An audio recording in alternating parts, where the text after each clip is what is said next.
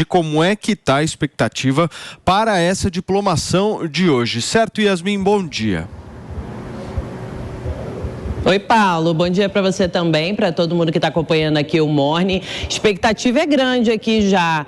Um esquema forte de segurança está sendo feito, né, para essa diplomação do presidente eleito Luiz Inácio Lula da Silva e também para o vice-presidente Geraldo Alckmin. Para chegar aqui no Tribunal Superior Eleitoral, as pessoas precisam, ou você é servidor e consegue entrar de carro, ou você é um convidado, que não tem nenhum convidado chegando agora, mas eles vão conseguir entrar, ou você vem a pé, porque a redondeza aqui do Tribunal Superior Eleitoral está completamente fechada. A Polícia Militar aqui do DF fez ali bloqueios, colocou aquelas grades ali de proteção em toda essa redondeza. O TSE fica justamente posicionado em um local de outros tribunais, como o STJ, o TST, e aí toda essa região foi completamente fechada. O estacionamento da frente do TSE, onde os servidores normalmente colocam os carros, também está fechado. Há pouco, o esquadrão antibomba da Polícia Federal esteve aqui,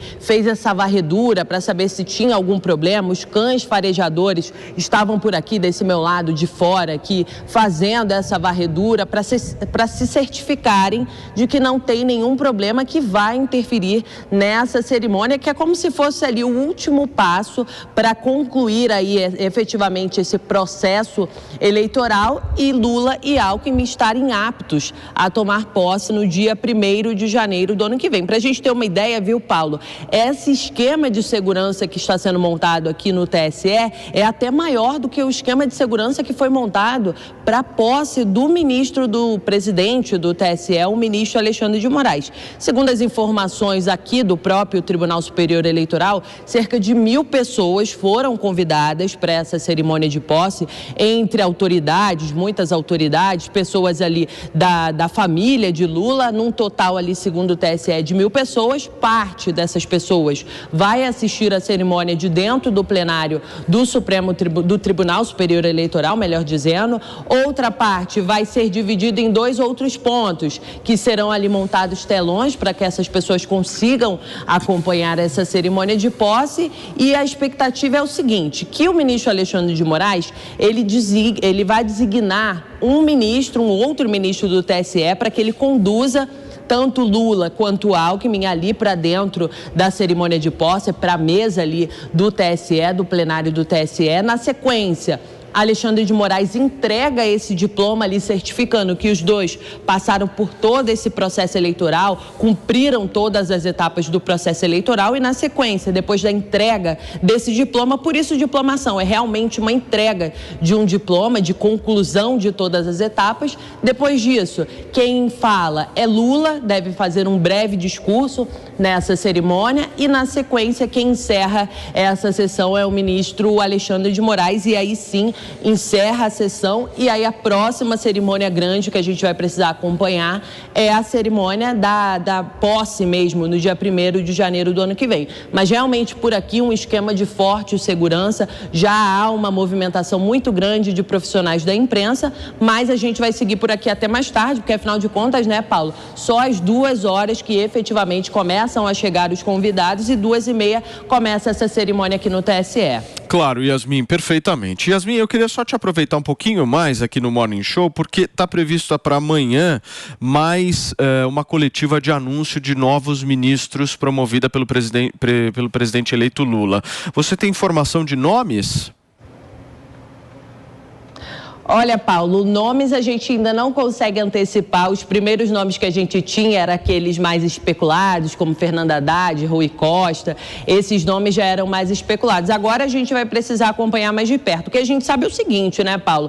Ontem o presidente eleito Luiz Inácio Lula da Silva, ele teve uma reunião ali com a cúpula dele, que está fazendo parte dessa equipe de transição, porque eles estão definindo ainda a questão de quantos ministérios eles terão agora nesse governo, nesse terceiro mandato de Lula. Porque a ideia, segundo Rui Costa, que foi ali indicado como ministro da Casa Civil, a ideia é que esse Lula 3, como eles estão chamando, seja semelhante ao Lula 2.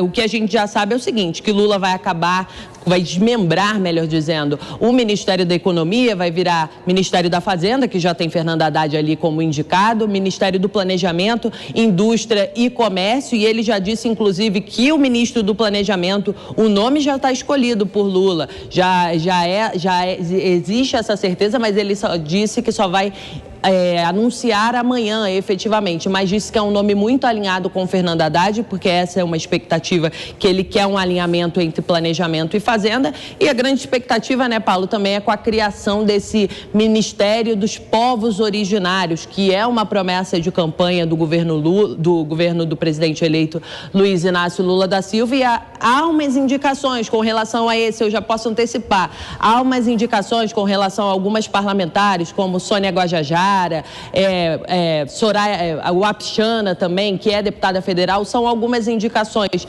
E tem a Marina Silva, que também pode ser ministra do Meio Ambiente. A gente fala que não tem nome, mas tem nome sendo ventilado, como da Simone Tebet, que há uma divergência ali dentro do próprio governo com relação ao nome de Simone Tebet para a ministra ali que vai comandar a pasta que tem o Bolsa Família, que deve virar Bolsa Família. Alguns parlamentares ali do PT não estão muito satisfeitos com a possibilidade dela ter um ministério como esse, mas o nome dela, sim, é ventilado por aqui. Todos esses bastidores são importantes e muitas vezes a gente acerta por aqui. Da última vez, né, Paulo? Os últimos 5 nomes, maioria a gente acertou. Sem sombra de dúvida, Yasmin Costa sempre acertando aqui no Morning Show e trazendo boas informações. Tá, Yasmin, diretamente do TSE, hoje às 2h da tarde, tem diplomação de Lula e você acompanha tudo aqui na Jovem Pan. Obrigado, Yasmin. Um beijo para você. A gente não comentou, né, Paulinha e Fê, mas hoje, muito provavelmente, ou amanhã, no caso, a gente tem a Margareth Menezes como nova ministra da Cultura. Né? Parece que o Emicida foi convidado, Marieta Severo, alguns nomes foram assim questionados e parece que não aceitaram, e a Margareth Menezes parece que foi na sexta-feira que foi feito convite e aparentemente ela aceitou e deve assumir como ministra. Eu acho que amanhã a gente teria que vir não só com uma hashtag, mas com uma enquete. Qual seria? Artista merece ou não, artista está apto ou não a assumir um ministério? Porque eu acho assim, nada contra a Margareth Menezes. Nada contra a Margareth Menezes. Mas eu não sei até que ponto isso é bacana também. Né? Eu nunca ouvi falar absolutamente nada da Margareth Menezes envolvida em política. E assumir uma pasta tão importante para um país que é completamente miscigenado culturalmente... Não, a falta de experiência realmente pode trazer entraves, né? Acho que na administração Dilma foi a Ana de Holanda, que acho que é irmã do Chico Buarque, parece que teve várias dificuldades exatamente por não Gilberto conhecer Gil, ali o métier político. Mas a questão dela ser... Eu não sei da aptidão dela, gente. Não estudei Margareth Menezes a fundo para entender. Mas eu acho que o Gilberto Gil foi... A gente teve agora no governo Bolsonaro o próprio Mário Frias, que era ator. Então, quer dizer, eu acho que não incapacita, né? O fato da pessoa ser artista não incapacita ninguém. Mas ele estava muito fora. Ele estava muito fora já, eu acho que das novelas. Bom, isso também não causa nenhum transtorno. Mas, por exemplo, a Margareth, eu nunca ouvi falar dela em absolutamente nada. Ela apoiou o Lula firme, né? Político. Como vários apoiaram, eu só conheço ela de Maimbedandá.